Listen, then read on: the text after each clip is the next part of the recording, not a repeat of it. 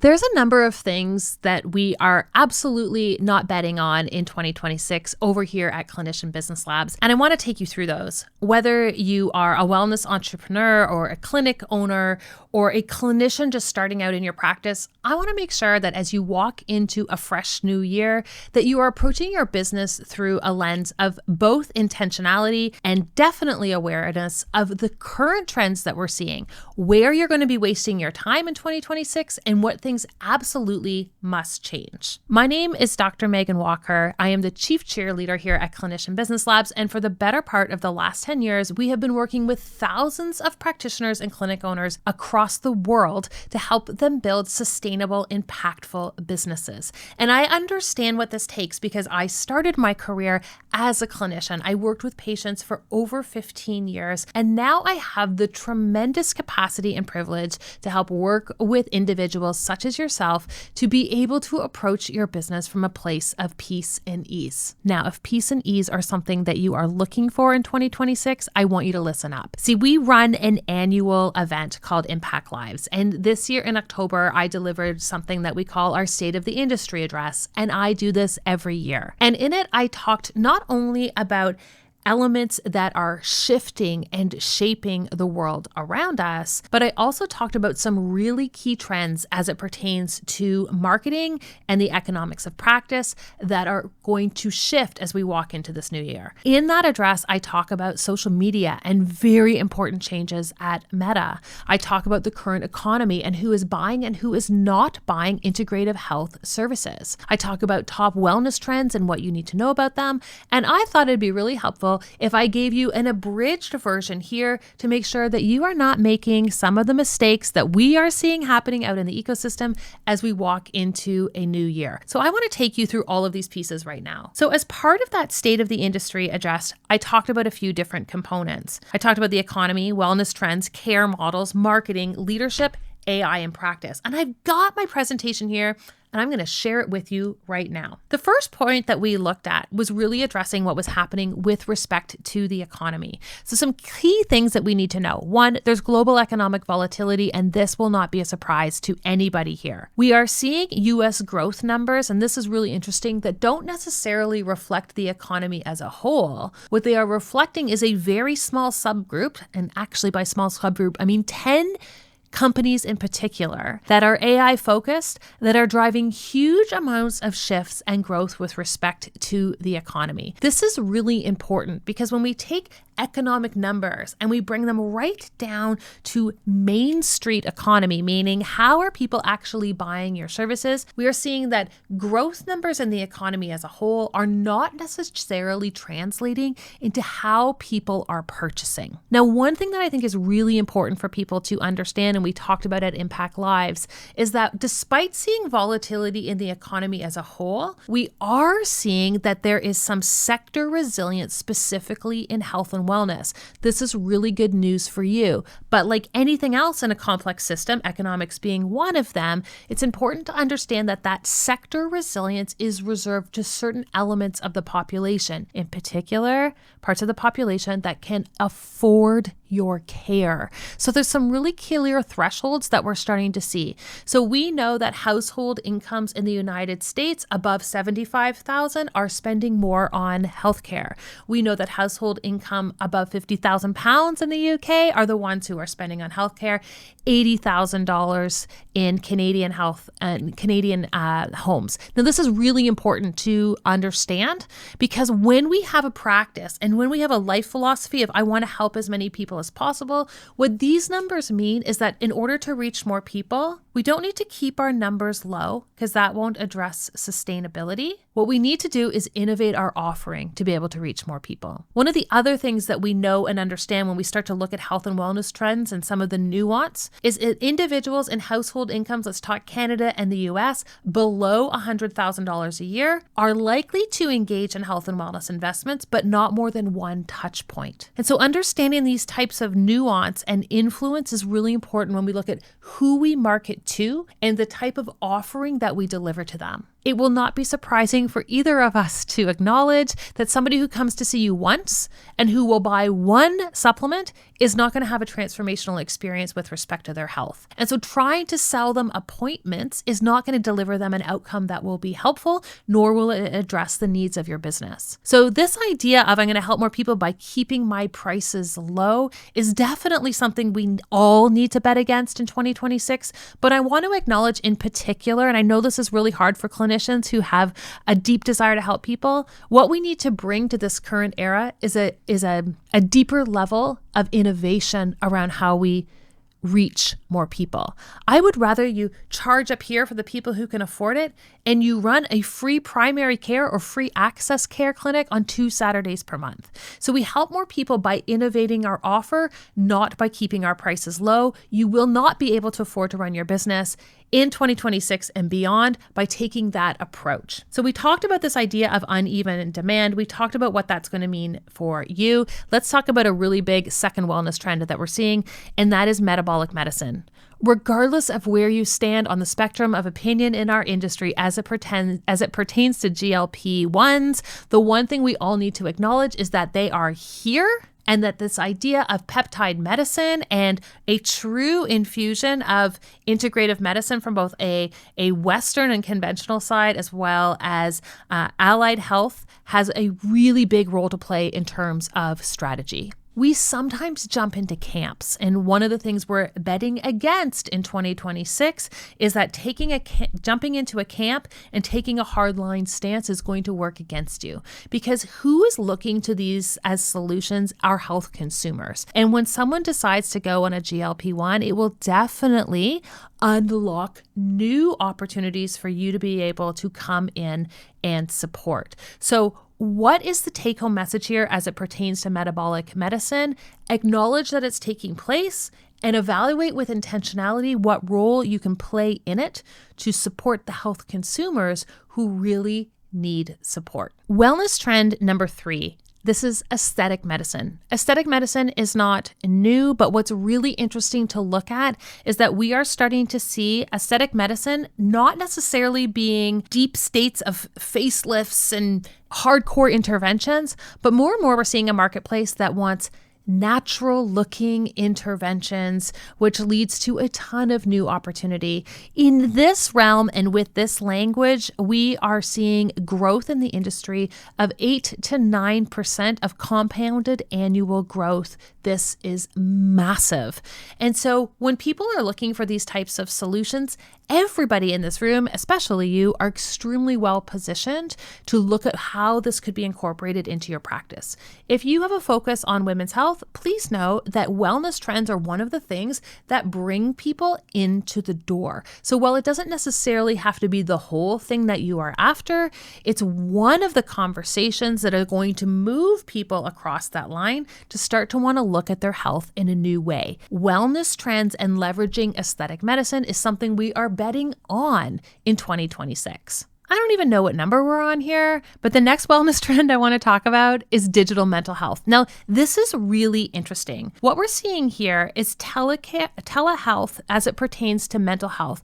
There's been some really interesting studies that have been done looking at whether or not when people access therapy online, and I am not talking about using ChatGPT as your therapist, by the way, but when people use and access therapy online, one of the most telling studies that came out in the last 2 years was looking at whether or not that shifted people's outcomes, whether or not it was important that people be in an office in order to get an effective outcome. And what was discovered was that it did not matter whether someone saw a therapist online or whether they saw them in the office. We saw the same beneficial outcomes on the other side. Here's the nuance and the takeaway that I want you to see through this situation. 1, if you are running a mental health clinic and you have large amounts of overhead, please know you can achieve the same outcomes by deploying a virtual mental health clinic. I want you to check in with your emotional and sentimental connection to having a physical space against the benefit of being able to potentially reach more people and open up margins. If you don't want to get rid of your space, if you've got a 10-year lease,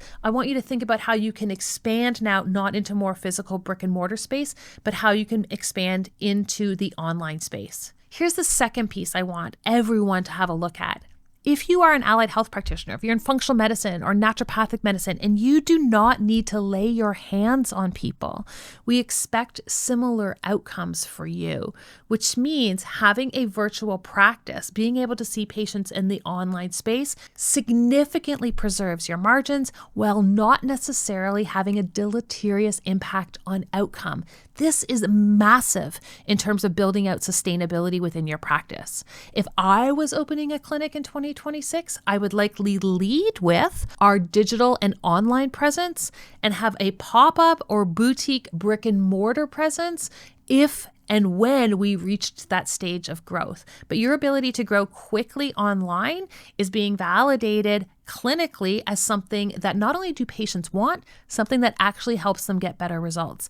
And it is not going to be a surprise to anyone that this is a much smarter way to operate your business. I don't know if any of you have heard of this particular trend, but it would appear that menopause and perimenopause are having a rightful moment. Again, sometimes it's hard to differentiate ourselves when we have a common conversation that is taking place within the ecosystem, but there are other times where it is worthwhile jumping on the bandwagon, and this is it. It used to be 10 years ago that being focused on menopause or perimenopause was niche enough. Now, what we're realizing, well, we're not really realizing it, but what the market has enabled us and unlocked for us is that focusing on perimenopause or menopause is addressing the needs of 50% of the population who are purchasing health and wellness, and that you need to find your niche beneath that. One of the things we are not betting on in 2026 is perimenopause and menopause as an effective niche.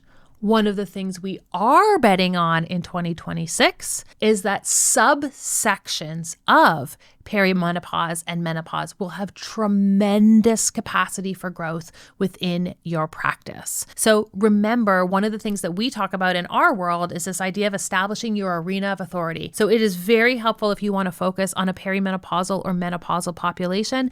And where I will challenge you is to go a little bit deeper in creating a sub-segment of authority for the individuals that you want to work with. That is how you cut through the noise of a really important conversation taking place online. The last thing I want to speak to here before we start to talk about the marketing and the business side of what we're seeing in 2026 is just addressing a little bit about care models. So there have been ways that we have deployed care over the last few years, and this is another area where we're starting to see some shift. And I've already alluded to that earlier in this video when we are talking about the benefits of digital health taking place online. And this is rather than people drawing a line of needing to be either brick and mortar or online, we're seeing a really strong increase in hybrid models of care deployment. We're also seeing some shift in nuance with respect to how group care is being leveraged. And this is really important to understand as well. We're seeing some strong evidence that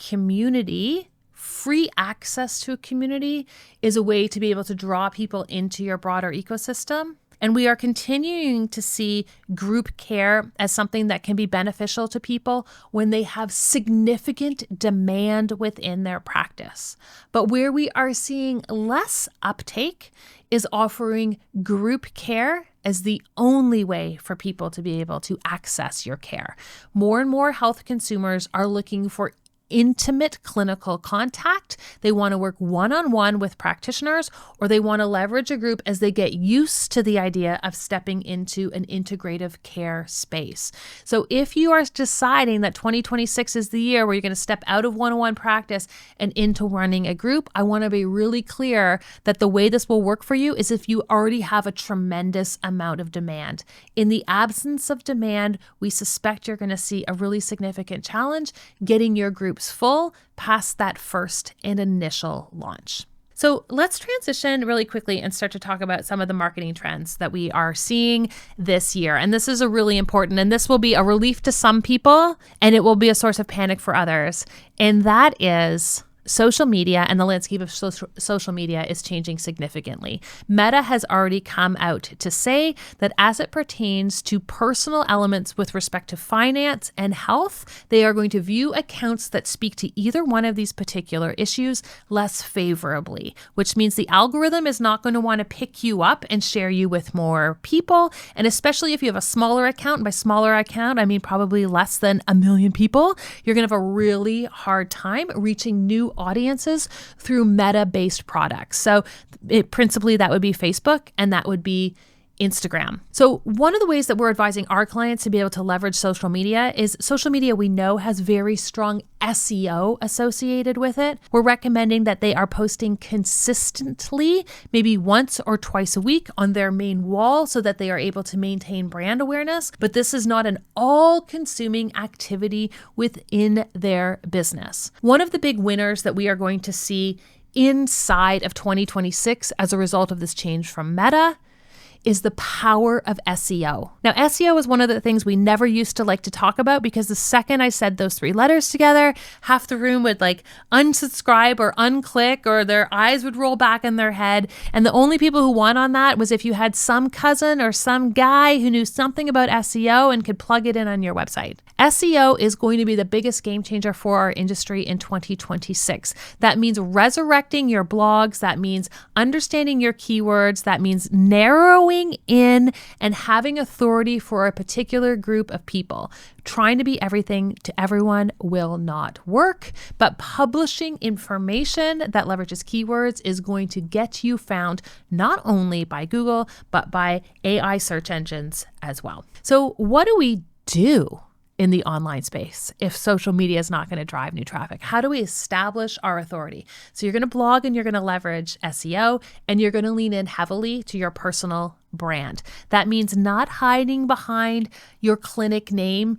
I don't even know, peacefulwellness.com. That means having peacefulwellness.com and Dr. Meghan Walker both searchable in the online space. Your personal brand is going to be the single most important way people will determine whether or not they are going to work with you. If you are a solo practitioner, I would lean in on making your name searchable online and move away from hiding behind a clinical brand. Lastly, I want to speak to 3 concepts. And the 3 concepts here are leadership skills that are going to help you navigate throughout 2026. And with AI taking increasing space in both our clinical conversations and our business conversations, how we approach it and how we manage an economy that is shifting rapidly in response, care guidelines that will shift in response, will really speak to the success of your business. There's 4 core leadership skills that I think are going to define the individuals who really thrive in this particular year.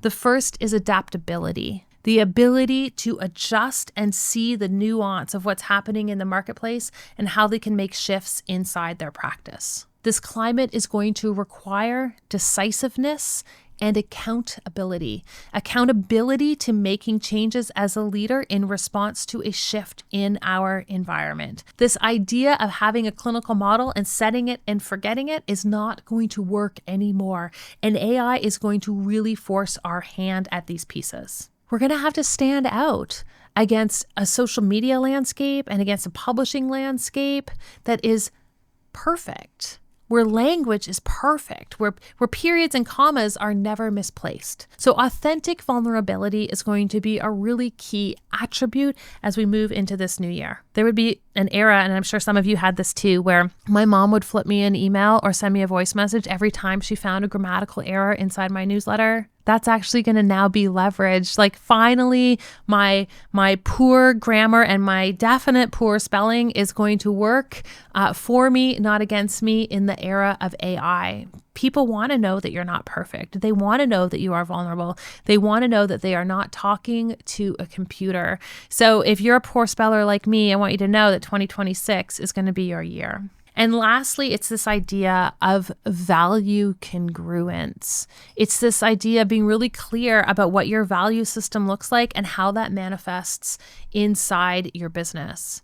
This protects against constant pivots. This protects against conversations of, oh, this person's only doing it for the money. How you show up with intentionality And sharing your values openly is going to be one of the key elements to strengthening your brand, not just online, but from stage, from the written word, from the language that you use on your website. Being mindful of these pieces in an era where we see rampant distrust is a really important differentiator. The last piece I want to share as we're looking for trends in 2026 is the role that AI is going to play in practice. And this entire first quarter inside of our business is dedicated to supporting clinicians to adopt AI in effective ways. We made the decision in 2025 that we would position ourselves as an AI first company.